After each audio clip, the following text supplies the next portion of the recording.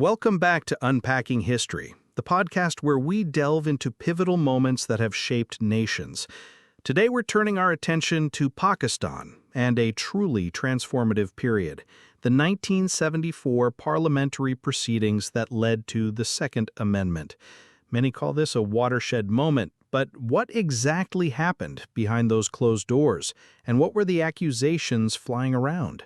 It's a period of history that's often discussed but rarely understood in its full complexity. So these weren't just straightforward legal debates, were they? It sounds like there was a lot more at play. Absolutely, there was also a constant effort to prevent the witness, Hazrat Mirza Nasir Ahmad, the then Khalifatul Masih III, from speaking freely or reading from written sources, often forcing him to answer with just yes or no. That sounds less like a fair hearing and more like an inquisition. What kind of accusations were they leveling against the Ahmadiyya Muslim community during these sessions? I've heard some pretty wild claims. Indeed, the proceedings were rife with what the sources describe as conspiracy theories, reflecting a collective psychology of the nation, one that was introverted, deeply suspicious, and paranoid. Let's start with a significant one: the allegations surrounding Pakistan's partition. Ah, yes, the Gurdaspur issue. I recall hearing about that.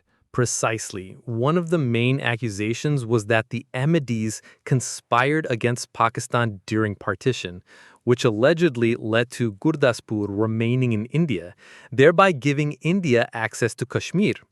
Mr. Yahya Bakhtiyar focused heavily on this, despite the fact that Ahmadi efforts to help Pakistan gain Gurdaspur were clear.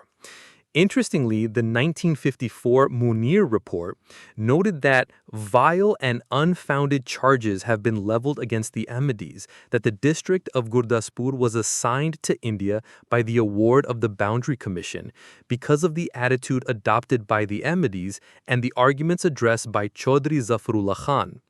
The report clarifies that the president of the court, who was a member of that commission, recorded gratitude to Sir Zafarullah Khan for his valiant fight for Gurdaspur.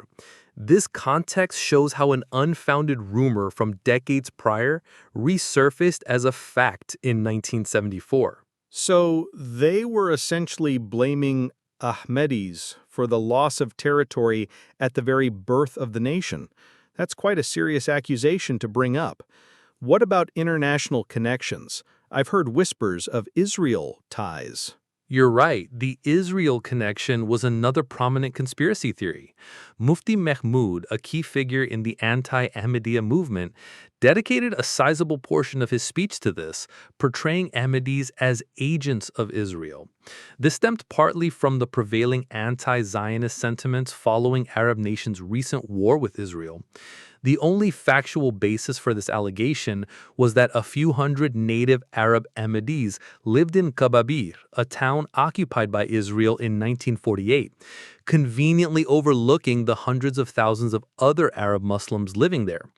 Afzal Randhawa, a member of the National Assembly, even called for an investigation into secret funding Ahmadis received from Israel. That's shocking. How did these outlandish claims gain traction in a parliamentary setting? The narrative was further bolstered by an event that took place outside Pakistan.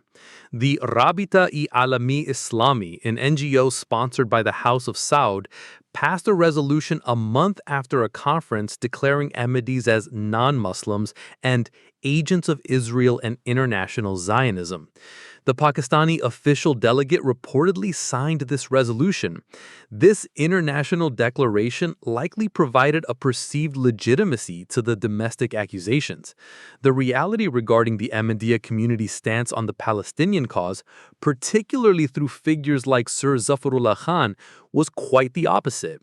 The Ahmadiyya community as a whole has always been critical of the State of Israel and its creation through violence and occupation. In fact, Sir Zafarullah Khan himself was hailed as the hero of the Arab cause when he defended the Arab nations in the United Nations against Israeli aggression. This stands in stark contrast to the claims made in the assembly about them being agents of Israel. This brings us to the Wikileaks cables. Do they offer any external perspective on the events of 1974? They do. Declassified U.S. diplomatic cables provide an interesting insight into that period. They suggest that Prime Minister Zulfikar Ali Bhutto maintained a neutral stance to avoid embarrassment on the humanitarian front, opting to hide behind the parliament to make his decisions.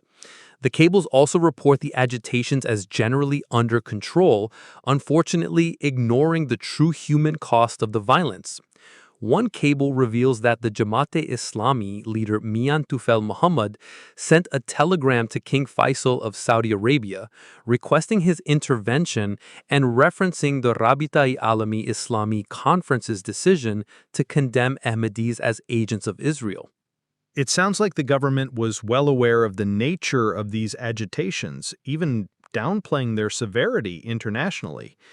What about the persistent claim of a British connection to the Ahmadiyya community? This was another very common misconception amongst mainstream Muslims.